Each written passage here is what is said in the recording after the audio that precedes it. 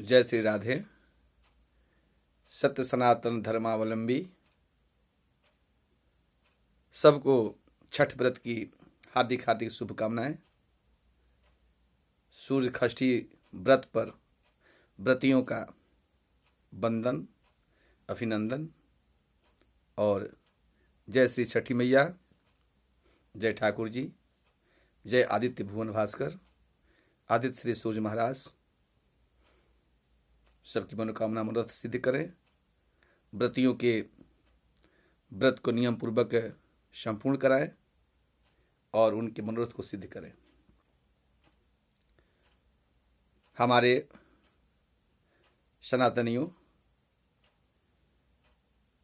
अपने धर्म में बड़ी आस्था और विश्वास एवं संपूर्ण समर्पण के साथ श्री सूर्य नारायण के निमित्त यह संपूर्ण समर्पित व्रत सूर्य षष्ठी है।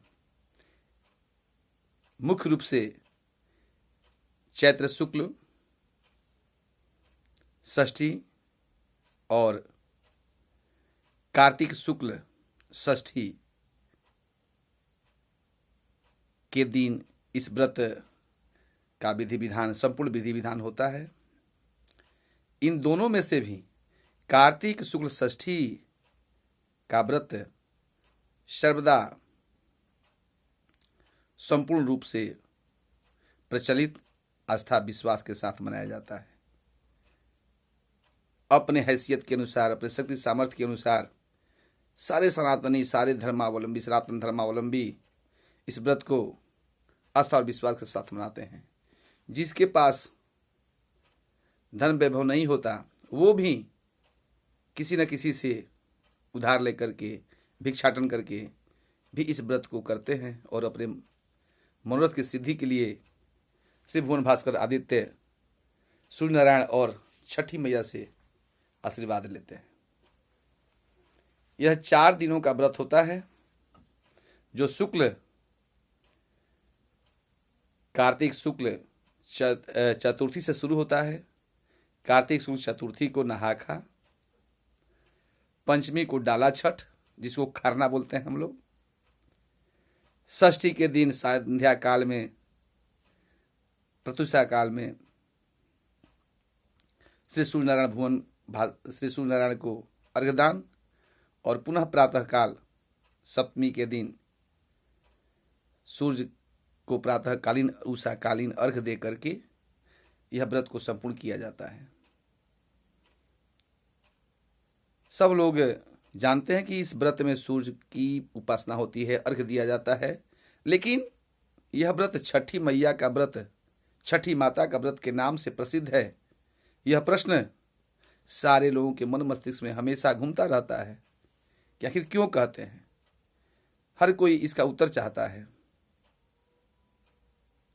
आज मैं अपने YouTube चैनल के माध्यम से अपने सनातनियों, बंधुओं को, माताओं को, बहनों को इस व्रत को छठी माता का व्रत क्यों कहते हैं बताने का कोशिश कर रहा हूं।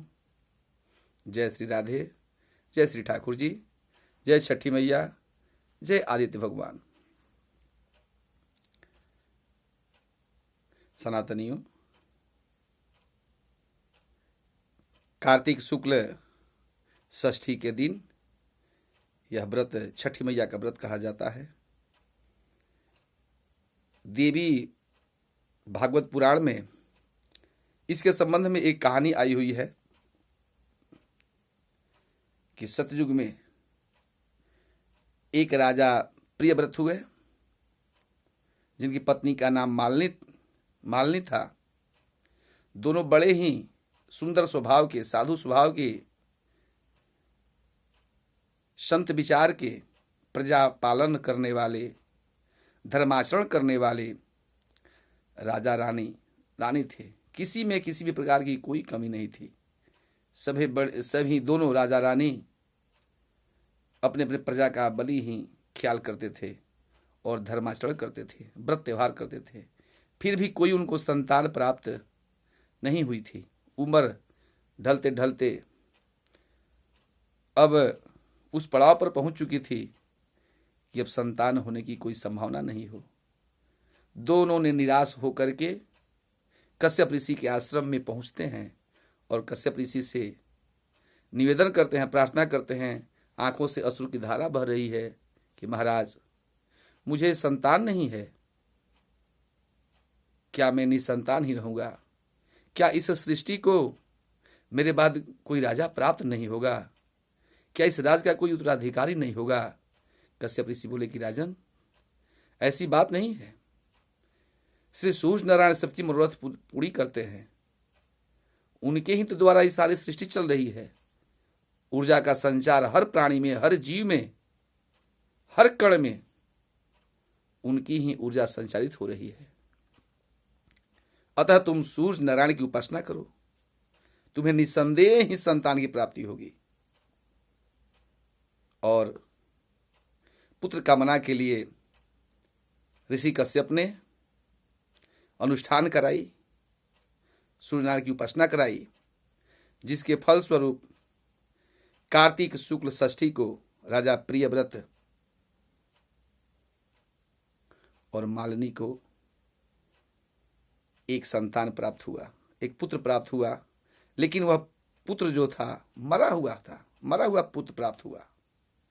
मरे हुए पुत्र को देख करके राजा बड़ी दुखी हुए। ओह, एक तो संतान नहीं हो रहा था और दूसरा संतान पुत्र प्राप्त हुआ तो भी मरा हुआ। इस पुत्र को लेकर मैं क्या करूंगा? विधि का विधान है, संतान हुआ लेकिन वह संतान मरा हुआ। अब मरे हुए व्यक्ति की तो अंतिम संस्कार होती ही है। अतः राजा उस पुत्र को रोते हुए अपने गोद में भर करके शमशान की ओर चल दिए। रास्ते में सोच रहे हैं, विचार कर रहे हैं। सोचते सोचते शमशान में पहुंच करके मन में विचार किए कि अब मैं पुत्र वियोग में अपना भी प्राण त्याग दूंगा। और ऐसा विचार करके वो प्राण त्यागने की उद्यत हुए। तब तक उस शमशान में ही एक देवी प्रकट हो गई कि राजन, राजन, ये तुम क्या करने जा रहे हो? ऐसा मत करो। मैं प्रकृति हूं, मैं प्रकृति के छठवें अंश से उत्पन्न षष्ठी देवी हूं। तुम ऐसा मत करो, मेरी बात मानो, तुम मेरी पूजा करो, तुम मेरी उपासना करो। मेरी उपासना से, मेरी पूजन से ये तुम्हारा जो दुख है, उस दुख का, इस कष्ट का निवारण होगा। तुम मेरा व्रत करो, मेरा पूजन करो और लोगों में मेरे पूजन और मेरे व्रत का प्रचार प्रसार करो। तुम्हारा पुत्र जीवित हो जाएगा।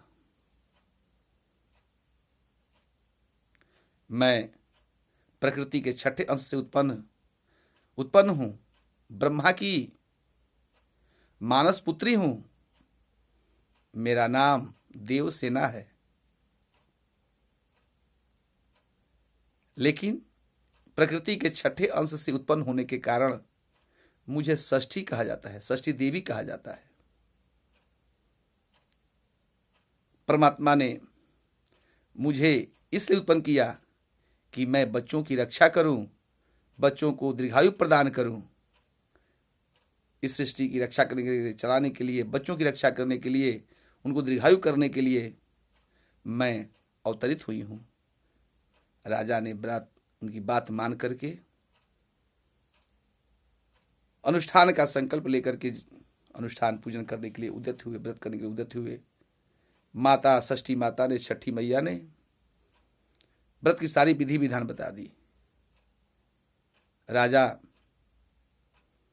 उसी दिन, चूंकि उस दिन तो कार्तिक शुक्ल षष्ठी तिथि ही थी, उस शमशान में ही राजा ने उस देवी का विधि विधान के साथ पूजन किए। संध्या काल में सूर्य को अर्घ्य दिए और प्रातः काल में भी सूर्य को अर्घ्य दिए। षष्ठी माता का साथ में पूजन भी किए, जिसके फलस्वरूप, जिसके पुण्य से उनका पुत्र जीवित हो गया। पुत्र जीवित पा करके राजा बड़ी प्रसन्न हुए। उस षष्ठी देवी ने राजा से कहा कि राजा, अब तुम मेरे इस व्रत का प्रजा में प्रचार करो। इस व्रत के करने से जिसको संतान नहीं है उसको निसंदेह ही संतान होगा। मेरे प्रभाव से, सूर्य नारायण के प्रभाव से संतान की प्राप्ति तो होती है, लेकिन मेरे प्रभाव से संतान जीवित होंगे, दीर्घायु होंगे। मैं बालकों की रक्षा करती हूँ। प्रकृति ने मुझे इसलिए बनाया है कि मैं संतान की रक्षा करूं, बालकों की रक्षा करूं। उसी षष्ठी देवी का नाम संस्कृत में षष्ठी, और षष्ठी से होते होते षष्ठ माने 6, और हिंदी में 6, और षष्ठी को करते करते खष्ठी, छठी हो गया। और छठी चूंकि देवी का स्थान पर माता लग गया, छठी माता, छठी मैया। उस षष्ठी देवी का नाम ही छठी माता है। अतः सूर्य खष्ठी व्रत जो की जाती है वह जुग्म व्रत है। जुग्म सूर्य और षष्ठी देवी की उपासना है। इस जुग्म देव और देवियों, सूर्य और षष्ठी देवी की संयुक्त उपासना के फलस्वरूप धन, वैभव, सुख, सारी इच्छाएं की पूर्ति और संतान, दीर्घायु, दीर्घजीवी संतान की प्राप्ति होती है। इस कारण से इस सूर्य षष्ठी व्रत को छठी मैया का व्रत कहते हैं। क्योंकि संतान हो और संतान जीवित हो, दीर्घायु हो, जिसके प्रभाव से उसकी प्रधानता हो गई। और यह सूर्य षष्ठी व्रत में सूर्य की उपासना होते होते छठी मैया के व्रत में आज प्रचलित हो गया। यह व्रत बिहार प्रांत में प्रसिद्ध है, और बिहार, झारखंड, उत्तर प्रदेश से होते हुए भारतवर्ष के संपूर्ण नगरों, महानगरों और ग्रामों में आस्था, विश्वास और समर्पण के साथ यह व्रत मनाया जाता है। और आज भारत ही नहीं, विदेशों में भी जहां सनातनी लोग निवास कर रहे हैं, वहां भी इस व्रत को धूमधाम के साथ, हर्षोल्लास के साथ, श्रद्धा के साथ, आस्था के साथ और समर्पण के साथ इस व्रत को मनाया जाता है और अपनी मनोरथ को सिद्ध की जाती है। जय श्री राधे, जय छठी मैया, जय श्री सूर्य नारायण। नमो नमो।